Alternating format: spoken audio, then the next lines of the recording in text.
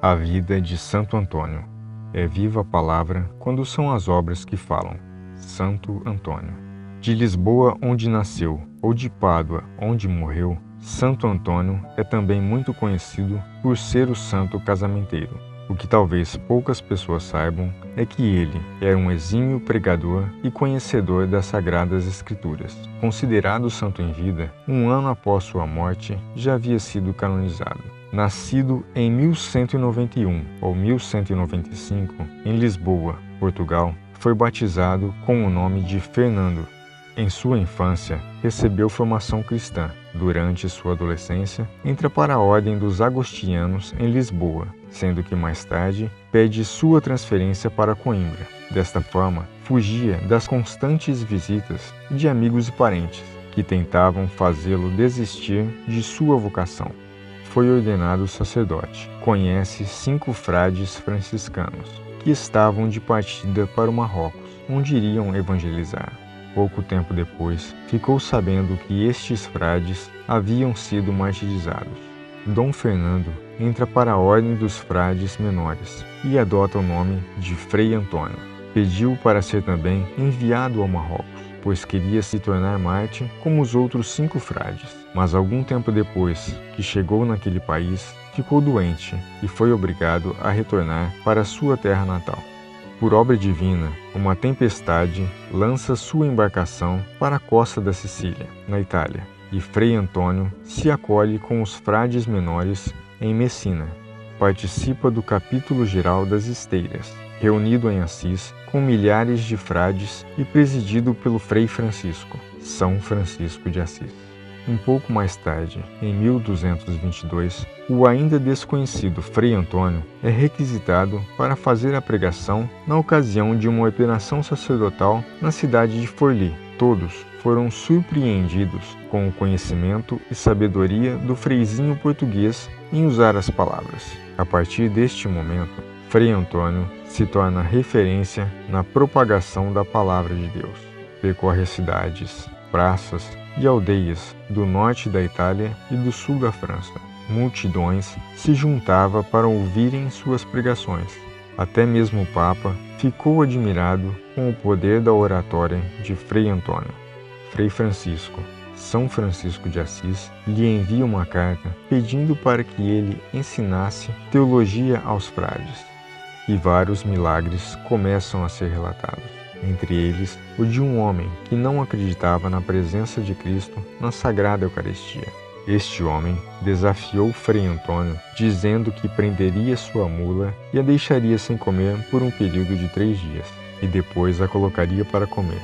Se o animal deixasse de comer e fizesse reverência à Eucaristia, ele se tornaria um discípulo da Igreja.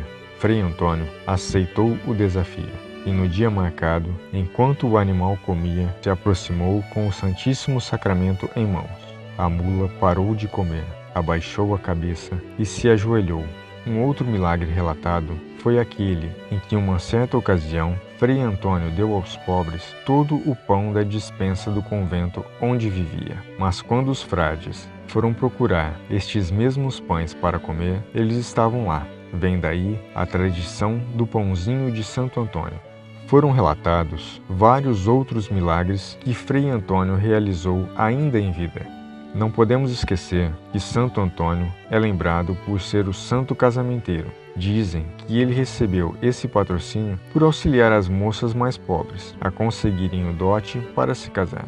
O dote era uma quantia em dinheiro ou bens oferecida ao noivo pela família da noiva, para assim poderem se casar.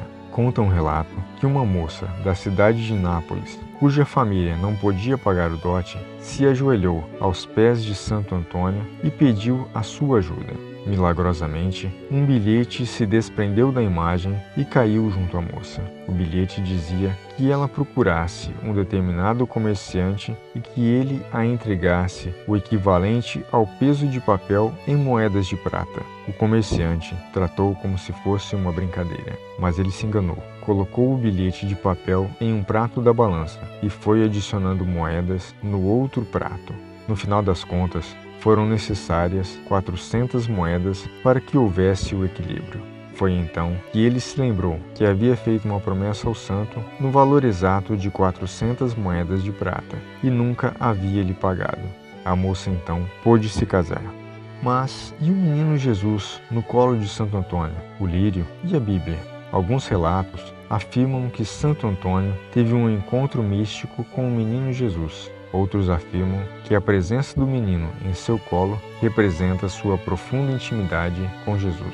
O lírio representa a pureza e a castidade do santo, além de ser uma flor muito comum na estação do ano em que o santo morreu. E por fim a Bíblia representa a sabedoria e o conhecimento do Evangelho.